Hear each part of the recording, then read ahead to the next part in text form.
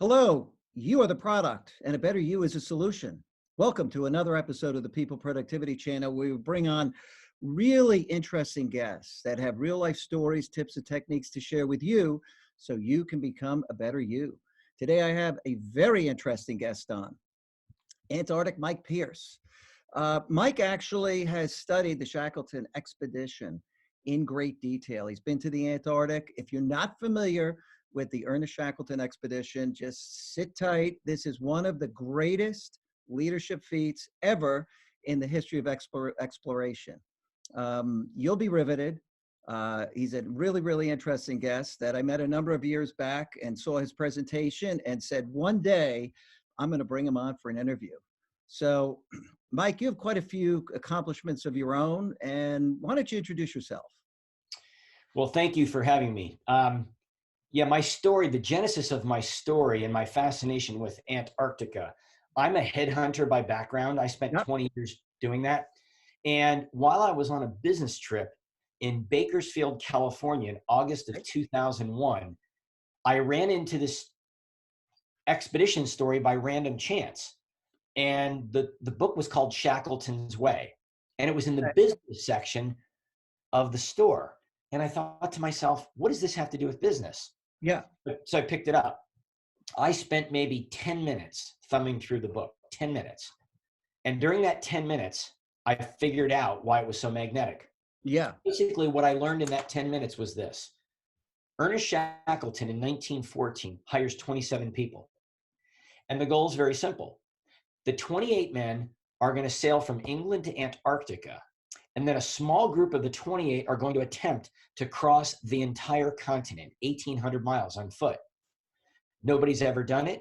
Yep. Nobody's ever thought of it. Now, what year And is it? that was in 1914. Okay, this is 1914. Okay, good. Yeah. Just so our audience knows when this is taking place. So nobody's ever thought of this. Nobody's ever tried this. And I was standing there in that bookstore and I thought to myself, these people are doing something that nobody's ever tried. Yeah.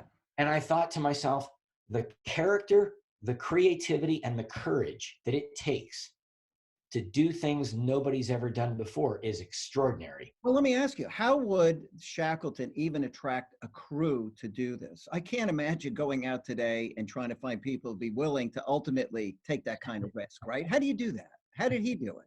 Well, interestingly enough, he ended up writing an ad. I'm getting a copy of it here. Sure. I don't have it in front of me. He ended up writing an ad and he put it in the newspaper in London in 1914. And it basically said this: men wanted for hazardous journey, small wages, Yeah. bitter cold, long months of complete darkness, constant danger, safe return, doubtful, honor and recognition in case of success. And he signed it. That That's ad incredible. generated a response of 5,000 people. Now Wow. you ask yourself the question, 5,000 people, right? Ready to step up and risk it all for some honor and, a sense of accomplishment. well, I think really if you ask yourself the question, why did it work? There are a number of components to this that I think really made it effective. Okay. I think the biggest thing is that it told a story. And it told a story that basically conveyed to people, you have a chance to be a part of something that's bigger and more important than yourself.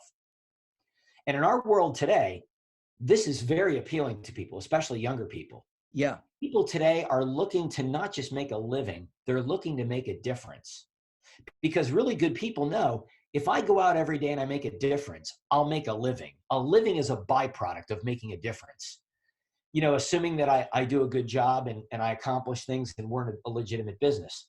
And I think that today, companies need to understand if they're trying to hire people, because I spent 20 years basically as a thief, trying to steal somebody from one Sure. company and put him into another. That's what headhunters do. And, I have conversations all the time across the country every week. And people are like, oh, we can't hire anybody. We can't hire anybody. Well, I'm like, well, why not? And the excuse list is from here to Hong Kong. Yeah. Well, it's the coronavirus. It's the president. It's the Russians. It's the Pope. It's the Queen. It's always somebody other than you. And them, What I right? tell them is this: If you have a legitimately good company, you've got a legitimate product or service, and you have a legitimate role for somebody to play, you should have legitimate people interested. You should have people competing for that seat. Sure. But look I how said, interesting the Shackleton ad was. There are no ads like that today. They're they so made it appealing. boring. They're And boring. that's why, in fact, I was talking to somebody last night, a very good friend of mine who's a sales vice president of a company in Texas. And she said, you know, when I interviewed for this job, I made it very clear to the CEO of the company, yeah, you're interviewing me, but guess what? I'm interviewing you. And good people will do this. And they start that interview process before they even show up. They go to a company's website. Yeah. And of course, you think about what most people see on these websites. I mean, honestly, change the name of the company and they all pretty much read alike. We have the best widgets on the planet. We have great customer service. We have great Sure. compensation. We have great managers. You can bring your dog to work and we serve pizza every Friday. I mean, I'm being a little bit facetious, but that's basically how they That's read. it. That's it. Yeah. Yeah, I mean, change the name of the company and they're all pretty much the same. I said, here's the problem. You have to give people across the street, because these are the people we want to hire. They're already working for somebody else. So you have to give them a reason to say, call this guy, go see this lady. You got to give them a reason, and a story will give them a reason. If People it's a are good not. story, if Yeah, it's a I'll good tell you. story. I mean, storytelling is a real art. And, I think what's great about Shackleton, when you listen to that ad, he was speaking from his heart. He didn't bleach anything, Correct. laid out this story of incredible accomplishment that may lay ahead, this excitement and journey. 5,000 people. I mean, you may not return. No, survival in doubt. You know how many people respond to ads like that? Come on in, join the sales team. Survival in doubt. I mean, it's pretty amazing. Well, I think what people have to realize today is it's not just about we don't think you're going to survive. It's about being involved in a challenge that's got risk. And it's about being involved in something that's somewhere between difficult and dangerous. And Yeah, let's face it, opportunities that people are getting into today are not dangerous, but they should be between that spectrum of difficult and dangerous, because people are looking for challenges. I can tell you with a lot of certainty, one of the reasons why good people end up leaving good companies is because they're not challenged. If your very best performing people are not stretched and challenged, they're going to go somewhere else. yeah. I've seen people get in the car sooner and drive further and stay later and do it for less money Oh, hey, listen. because they're challenged. Yeah, They're stretched, they're growing, they're a part of something that's bigger and more important than themselves. And it's something they've never done before, and they're getting into new things in their life. They're developing new skills and discovering new talents they never knew they had. yeah. No, it's absolutely incredible. That's And worth a lot to people. I've seen many people leave to take less money and a bigger opportunity. Yep, Without exactly. it happens. So listen, Shackleton does this incredible ad, gets 5,000 people, Yep, eventually picks 27 of them to yep. launch this expedition. What kind of planning went into this? Because they were going for a long time. They're going to be out of touch with everybody. What could you share in terms of leadership lessons maybe in that area? Well, they had to plan everything from the supplies. I mean, think about a ship. A ship only has so much room and can only carry so much weight. Yeah, Therefore, you got to be very deliberate about what you're taking in that limited space. every single And thing. they had to really think about equipment. They had to think about contingency plans. They had to think about food. They had to think about not even food, but they had to think about particular types of food. For example, the biggest killer in the Antarctic was a disease called scurvy. Scurvy is basically caused by a lack of vitamin C, and it kills people. We Yeah, don't have to worry about that today because vitamins are in basically everything we eat. Plus, we take these little pills called vitamin pills. They yeah, didn't have that luxury in the 1900s, in the early 1900s. So they had to think about, well, how can we eat fresh meat? Because the only way to get vitamin C is fresh vegetables and fresh meat. Well, you can't take that much fresh vegetables because of the shelf life issue. yeah, But they had to think about meat, and they had to think about how can we make sure we have a constant supply of fresh meat so that our people don't end up with this disease. So they had to think about a whole lot of issues. They had to think about contingency plans. What if this yeah. doesn't go right? And what if this doesn't happen? They spent years planning these expeditions. Yeah, amazing. And there is a lesson there for everybody about the value of incredible planning, thinking about contingencies.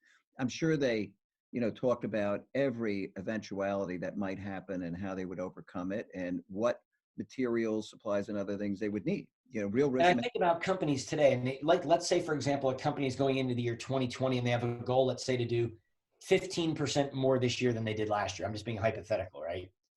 So the question is this: well, what are you going to do differently? Are you just going to do 15% more of the same stuff last year? Are your salespeople just going to make 15% more of the same phone calls, Yeah. handing out 15% more of the same brochures that nobody reads, and sending out 15% more of the same emails that never get through and never move the needle? Or are you going to do something you've never done before? What if, for example, your biggest customer drops off? What happens? Like, I was talking to this sales rep I was mentioning to you, this lady named Laura, really a pro. She said she just landed a very, very, very big account with a major retailer, and it's going to be a huge project. Yeah. And she said to me, well, Mike, now that project is started, I'm already thinking ahead to 2021 and 2022, because replacing this is not easy. It takes months and years to find another one this size. Oh, Well, yeah. I can't just wait till next year. I've got to start this now. So Laura is thinking 2 years ahead already from this point. Yeah. Yeah. The People sales have cycle to, in many companies is long. And yeah, I mean, that type of planning is certainly really, really paramount. What was the first really hazard or critical moment that they encountered on this journey? the biggest obstacle they ran into, chronologically in the journey, I think, was when they left England. They had to go about 12,000 miles to get to the Antarctic. Yeah. And they were going towards a place called Vosel Bay. It was a particular place where they were going to set up their camp. And it's on the coastline of the continent. Well, the problem was 20 miles short of Vosel Bay, the boat got stuck in the ice and it wouldn't move. And they've got video and photographs of this. Wow. And they were out there feverishly with hand saws trying to saw through the sea ice, which was about 20 feet thick. Oh my God. I mean, this is the equivalent of standing on the roof of my house with a bucket when the fire's coming, right? This is not going to Yeah. work. And so one of the things Shackleton did was he was brilliant.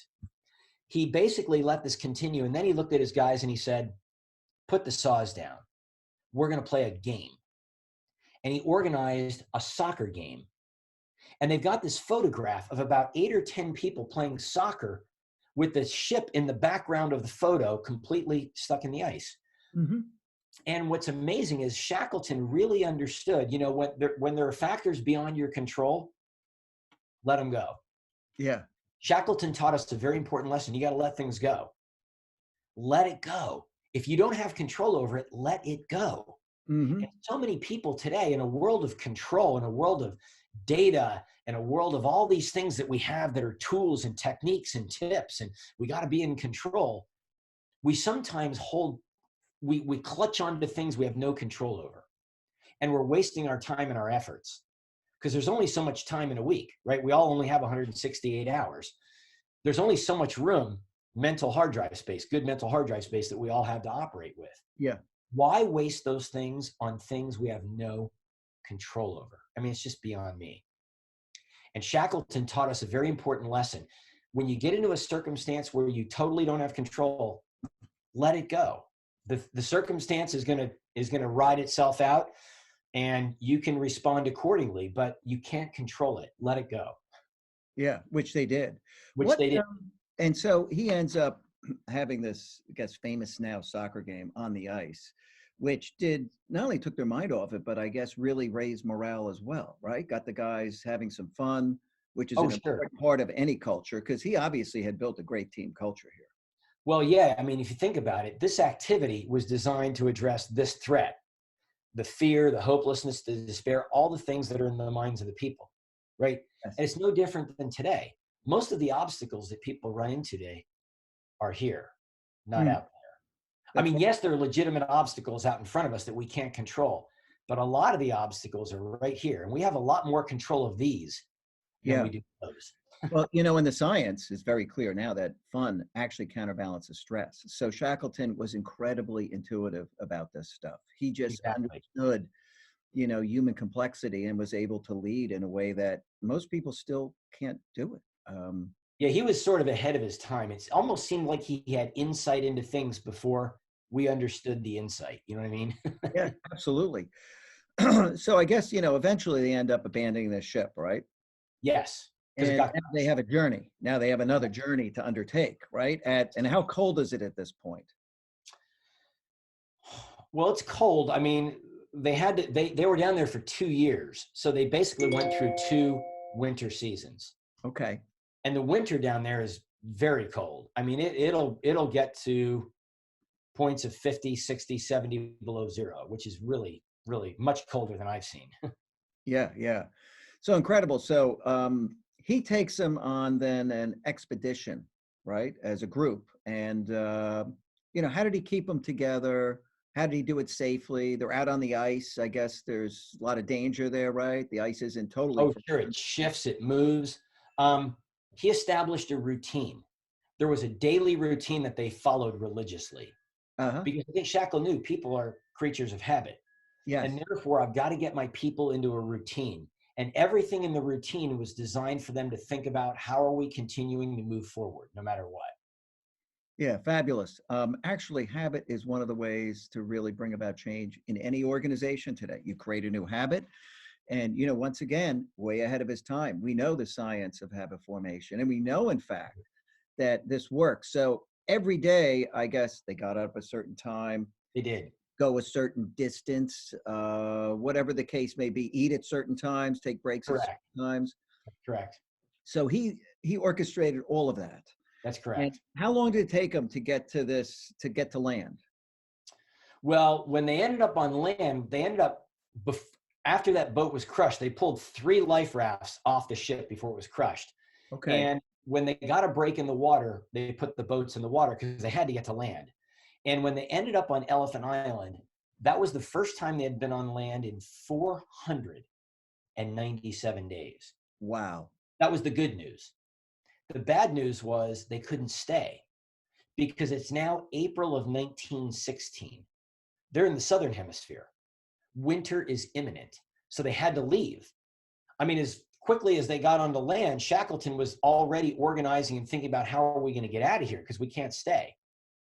And Elephant Island, I mean, how far was it from life at that point? Because they're in the Antarctic. There's not much down there even today. So No, there's not. Well, basically, they had two options. One was they could go. Elephant Island is a small little uninhabited island inside the peninsula chain that sticks up towards South America.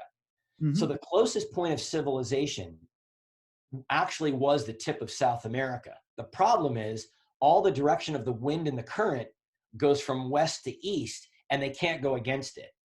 So Yeah. they had no choice but to go with the current and the wind. They had to go 800 miles to a little place called South Georgia Island, which is actually where they started from originally, almost 2 years prior. Wow. So now it's August of 1916. They left in 1914. They still have enough food. I guess they're killing stuff along the way, or They are. Yeah, it's now April of 1916. And so Shackleton picks 5 people and they get in this little 23-foot boat and they go 800 miles over 17 days and they reach South Georgia. how do they how do they even know where they are? Well, They're this out was in probably the the middle most of the miraculous Antarctic. part of the story. They navigated by using a handheld instrument called a sextant. And the Okay. challenge with a sextant is in order to get a reading, you have to line up the sun with the horizon in order to get an angle and then take that and put it into a math equation. The problem is for the first 4 days of the 17, they couldn't get a reading because they couldn't get a fix on the horizon. Oh, So they basically were sailing by dead reckoning, which is basically an educated guess. yeah. I mean, that's probably the most masterful part of the story is the fact that Frank Worsley, the navigator, could actually be on course by dead reckoning for 4 days. Because if they had missed South Georgia Island by 1 degree, if they would have been off course by 1 degree, they would have gone 60 miles. Given that distance, that would have taken them 60 miles away from the island. Yeah. And in a fog storm, you could miss South Georgia Island by 6 miles. you could miss it by 6 feet and Yeah. not see it in a fog storm, right? Yet alone 60 miles for 1 degree. So the degree of accuracy was really like almost like they had all a GPS. I mean, it was incredible. Yeah. And meanwhile, Shackleton has left, the other 20 people or whatever it is Yeah, behind. 22 people behind him, correct. And he says, I'll be back to get you or something, right? This is the Yeah. ultimate leader. Stay put. Don't go anywhere. Well, I ask myself the question often, would it have been harder to be part of the 22 that wait or part of the 6 that left?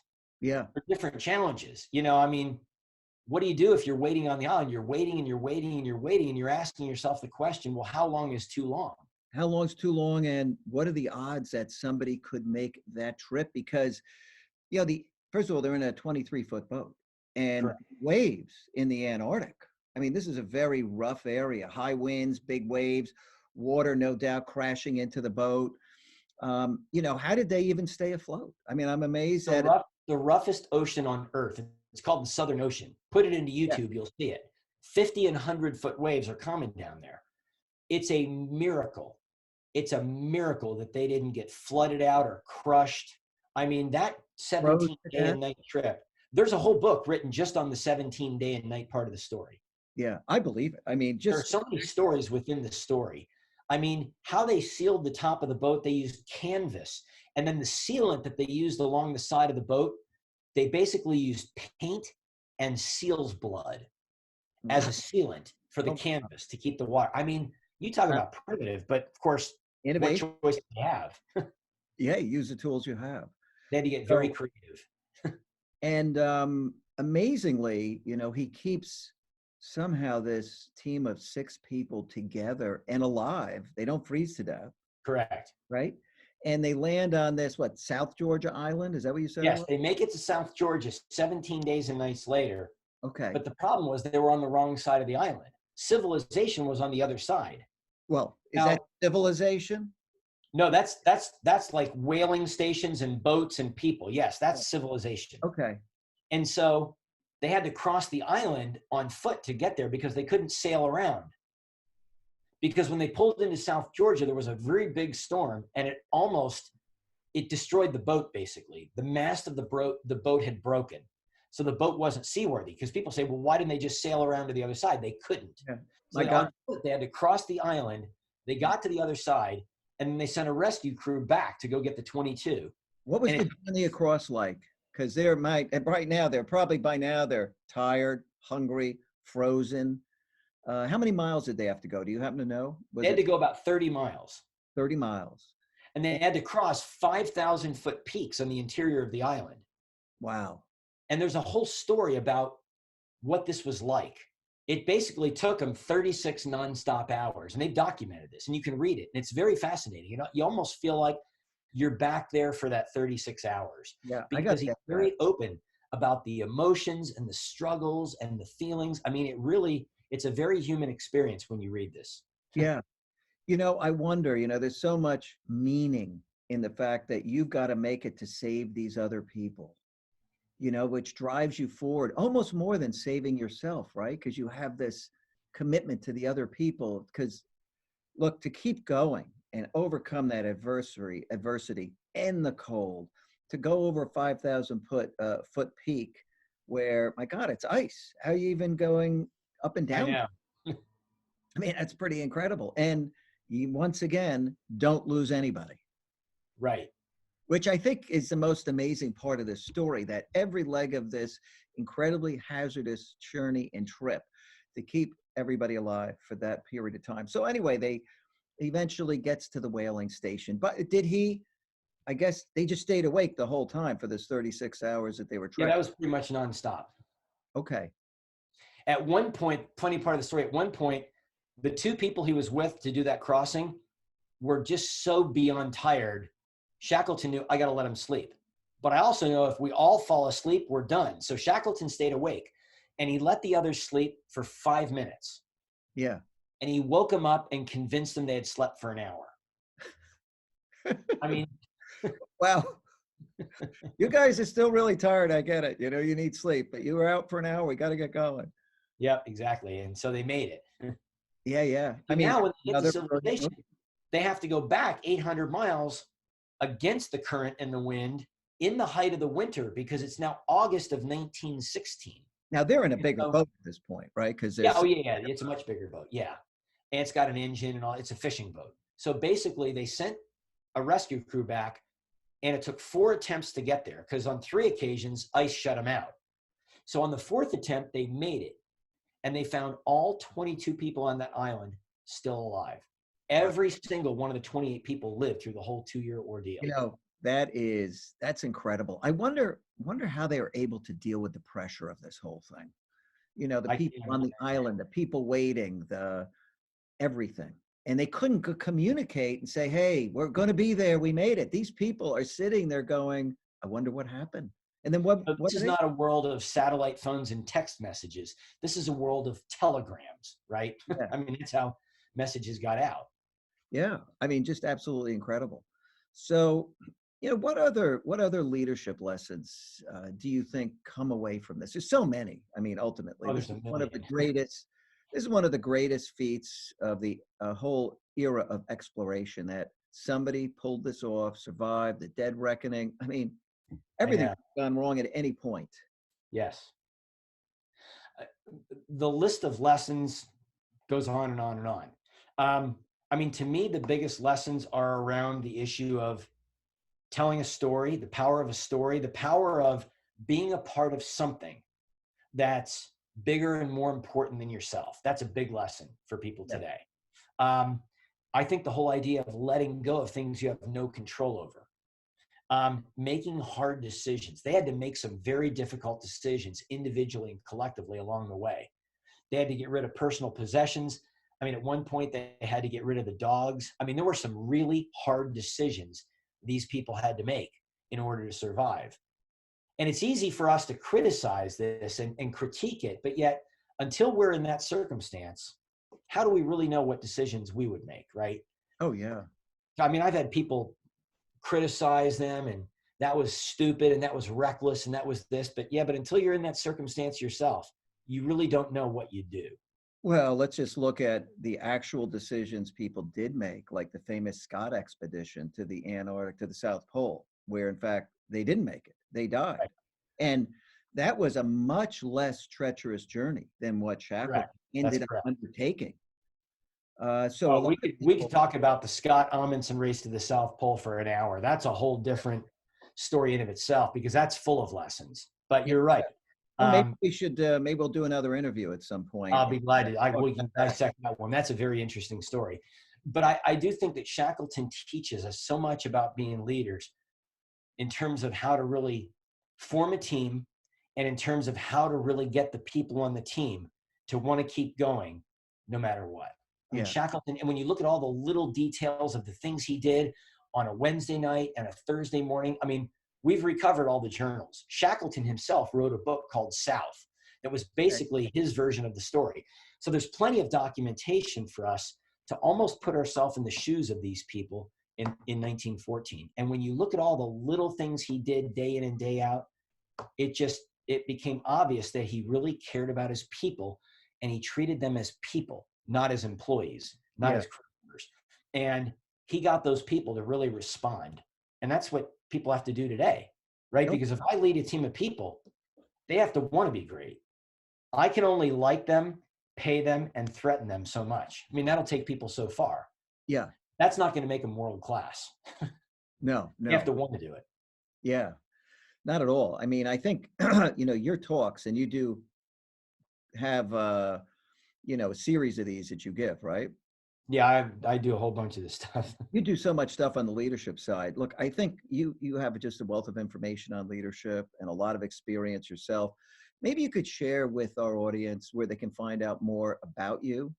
I'll put something down below in the write up when we release the video, but tell them a little bit about how to find you, and we'll get you back on because I think the Scott Amundsen thing sounds like a Oh, that's a killer story. killer Yeah, story. you can just go to my site, antarcticmike.com.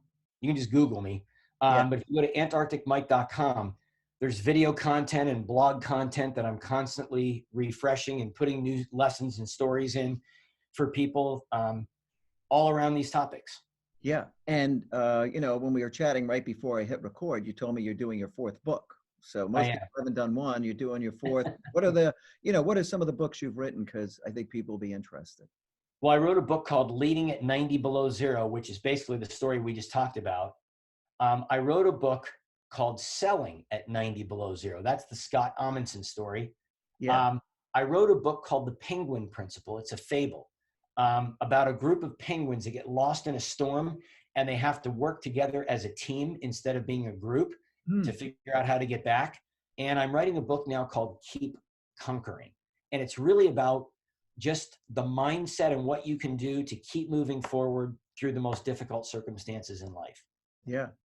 Well, listen, I really appreciate you coming on. I think this is fascinating. And Thank you. people sit in their warm, cozy living rooms or, apartments, homes, whatever the case may Right. be, watching movies and stuff.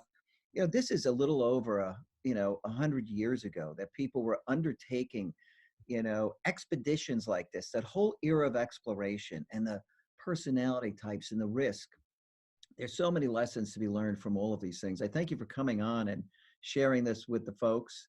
And I encourage everybody to go see Antarctic Mike's site. And I look forward to having you on again next time because you've We'll got do it, Greg. a lot Thank of you. incredibly great stuff to share.